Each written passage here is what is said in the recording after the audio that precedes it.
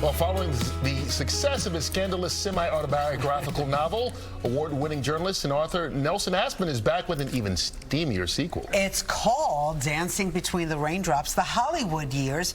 The book is set to take readers on a trip back through time to the 1990s Los Angeles through the lens of his alter ego, with appearances of real-life celebrities during some of the most notorious world-changing events of the 90s. We're lucky to have with us Nelson Aspen this morning. Congratulations. Thank you. I'm lucky to be here. I'm still here. So, I mean, for many years, you were covering the entertainment scene in Hollywood. I was for 30 years. I was the entertainment correspondent for the morning programs of Australia and the United Kingdom, and so I had this amazing access. Plus, just by living, the first book was the 80s in New York. The second book, as you see, is the 90s and the aughts in Los Angeles. So, all right. Lots happened. I would like to read some passages aloud, but it's very steamy. It's for adults only. I love that. Yeah, but the stories in there, you talk about being there in the 90s. It seems as though so much of the world, obviously the first thing that comes to mind is OJ.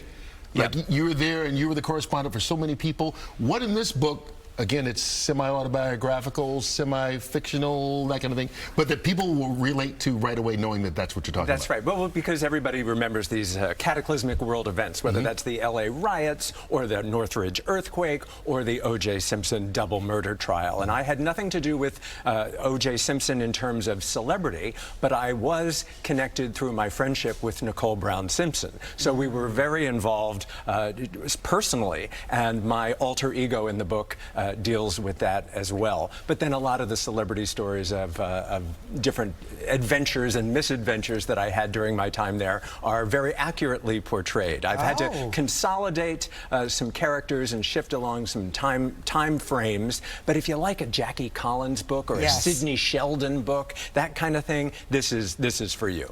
So I'm wondering, where does fiction end, or where does nonfiction end and fiction begin? When I can't remember something well enough, or something's a little too racy, or I don't want to irritate a certain celebrity. You know, I might change a name here, I might change a name there. Is somebody going to be upset about this book? Nobody that will recognize themselves. Like, part of the fun are the blind items.